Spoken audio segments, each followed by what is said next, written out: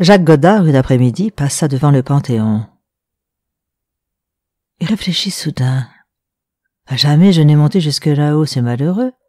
Le moindre provincial venu par train de plaisir s'est offert ça. Moi qui habite Paris depuis 35 ans, je n'ai encore vu le dôme que du trottoir. Il pénétra dans le monument, et renseigné par le gardien, il s'engagea dans la spirale de l'escalier. Lorsqu'il fut debout sur la dernière plateforme, plusieurs choses l'étonnèrent. D'abord qu'on y subit un vent pareil, et qu'en ce jour facile de printemps, il régnât à 100 mètres des rues un froid si impatient et si rageur. Puis il s'attendait à une autre sensation d'altitude. Avait-il imaginé plus ou moins, il ne se rendait pas compte. Enfin, et surtout, l'aspect de Paris le déconcerta. Il savait que Paris est grand, mais comme on sait que le Sahara est désert, d'une certitude impersonnelle et incolore. De là-haut, il était moins étonné encore par la taille de la ville que par sa complication.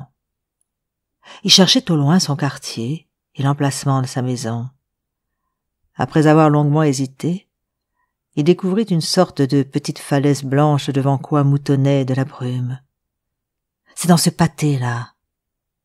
Alors il se sentit très ému. Il avait une espèce de gêne et de regret. Dire que j'habite là-bas et que j'ai ça tout le temps autour de moi. Il s'en voulait d'y songer si tard. Tant de choses puissantes avaient agi sous le couvert de cette brume. Tant de choses avaient suivi les rues. Tant de forces les avaient jointes. Tant de rapports s'y croisaient comme les baguettes de fer dans le ciment armé. Rien ne traversait son petit appartement de veuf. Je ne sors jamais, je ne m'amuse pas. Je n'existe pas. Pour les yeux des hommes, l'existence de Godard se confinait dans 2 étroites pièces à Ménilmontant.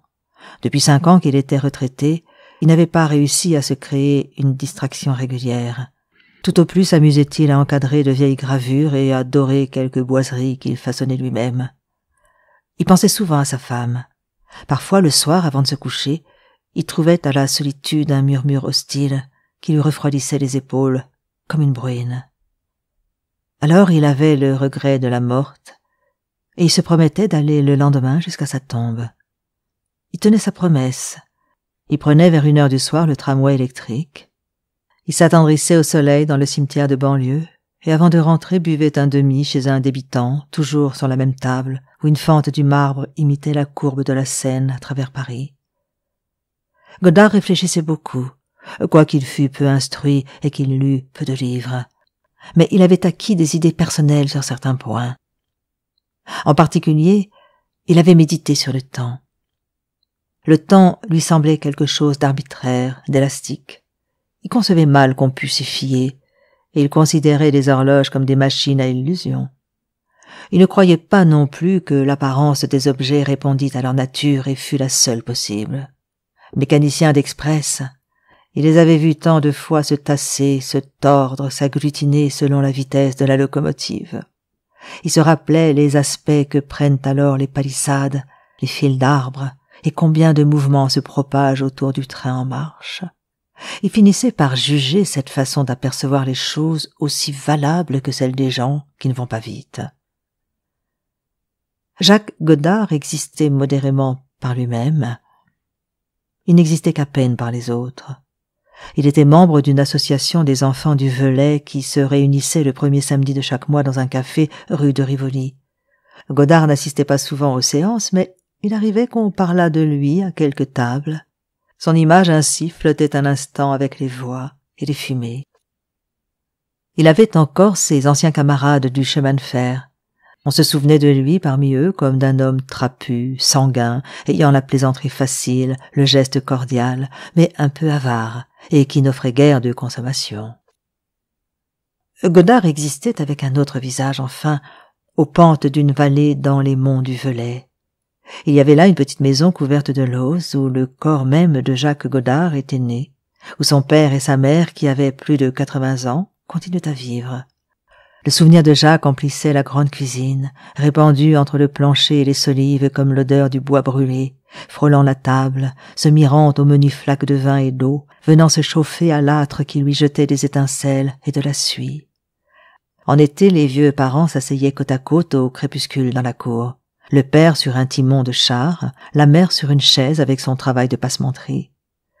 Alors ils faisaient revenir doucement leur fils entre eux. Ils l'amenaient respirer l'air des montagnes, sentir le vent du soir qui donne confiance aux feuilles. Jacques était là, invisible et très aimé. Il était là, plus jeune, plus près de sa naissance.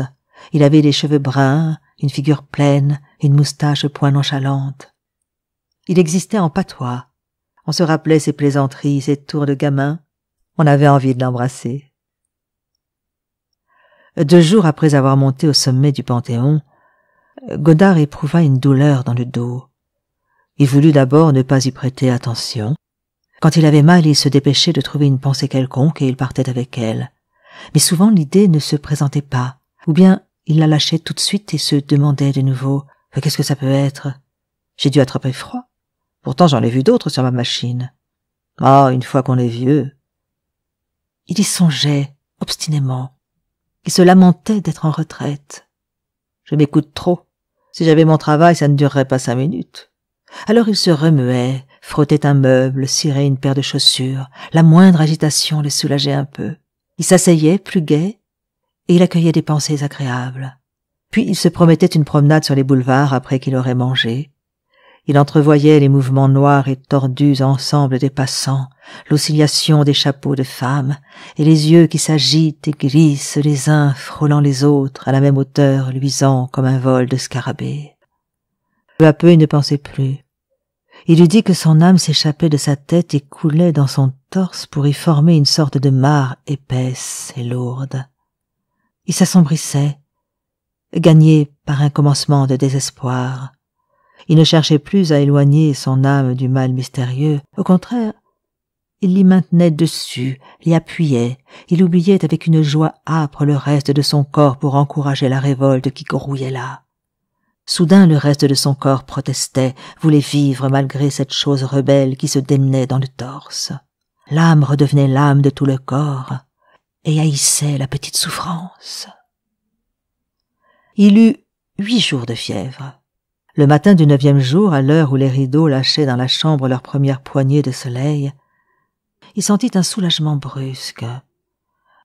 Sa pensée, qui était restée plus d'1 semaine accroupie sur la maladie, se redressa, courbatue et pourtant presque joyeuse. Il trouvait que la lumière était belle et fut heureux surtout de pouvoir faire attention à une chose comme la lumière, qui n'était pas dans sa poitrine et qui n'était pas du mal. Le délire ne le secouait plus.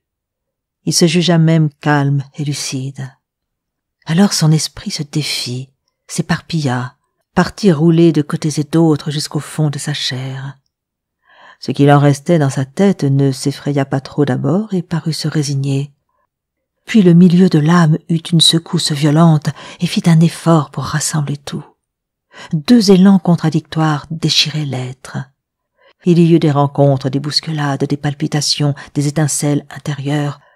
Le cœur cessa de battre. Godard eut le temps de penser d'une façon distincte. « Je suis mort, où vais-je aller, mon Dieu ?»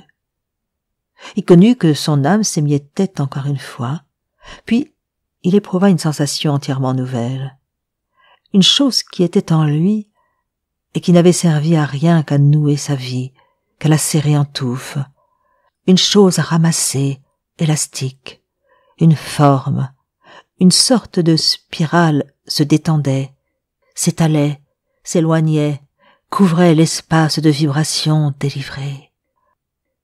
Et bientôt, il ne sut plus qu'il était mort.